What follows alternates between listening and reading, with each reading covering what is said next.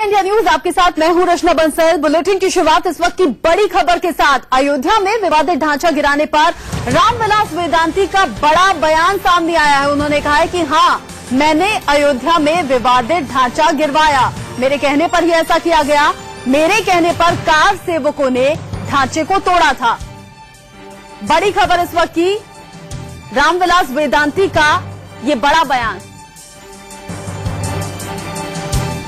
और इस पर ज्यादा अपडेट के लिए हमारे संवाददाता अबुल बशर हमारे साथ जुड़ गए हैं। अब अबुल, इस बयान को किस तरह से देखा जाए और क्या कुछ कहा है रामविलास वेदांती ने?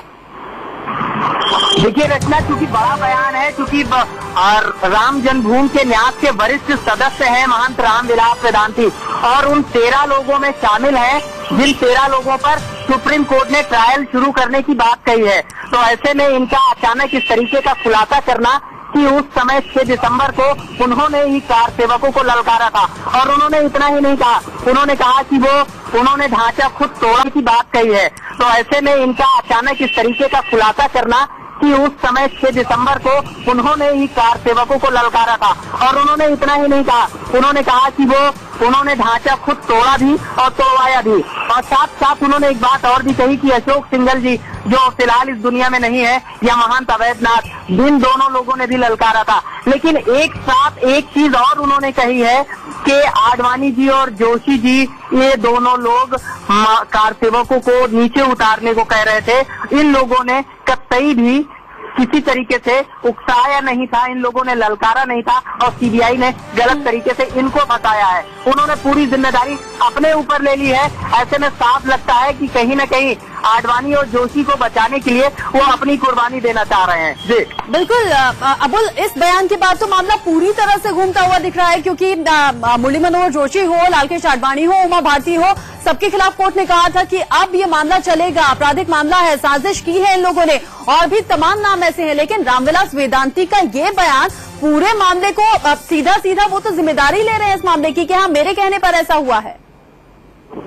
जी बिल्कुल रचना, यही एक ताजुब की बात है कि अचानक इतने सालों बाद अचानक आज रामविलास वेदांती आज खुलकर मीडिया के सामने आ गए। उन्होंने प्रेस बुलाई, उसके बाद उन्होंने साफ तौर पर ये ऐलान कर दिया कि हाँ, उन्होंने ढांचा तोड़वाया है और उसकी पूरी जिम्मेदारी उन्होंने ली। उन्होंने उकसाने की भी बात कही कि जो कार सेवक थे उनको उन्होंने उकसाया था और साथ ही साथ उन्होंने एक चीज जरूर कही है कि वो ढांचा नहीं था, बाबरी विध्वंस वहाँ नहीं हुआ, वो ढांचा नहीं था, वो खंडहर था जो रामलला विराजमान वहाँ चोटिल हो सकते थे अगर वो खंडहर टूटता मंदिर का। तो ऐसे में उस मंदिर को उन्होंने मंदिर के खंडहर को तोड़ाया। लेकिन उस हाल में वहाँ पे जो भी हुआ उस 6 दिसंबर को, उसकी पूरी जिम्मेदारी फिलहाल महंत रामविलास वेदांती ले रहे हैं। जी अबुल, अभी हाल ही में राष्ट्रपति चुनाव को लेकर चर्चा चल रही थी, जब लालकृष्ण आडवाणी, मुरली मनोहर जोशी का नाम भी सामने आ रहा था। लेकिन इस मामले के उजागर होने के बाद ये कहा गया कि राष्ट्रपति चुनाव से सीधे तौर पर बाहर निकल जाते हैं, अब कोई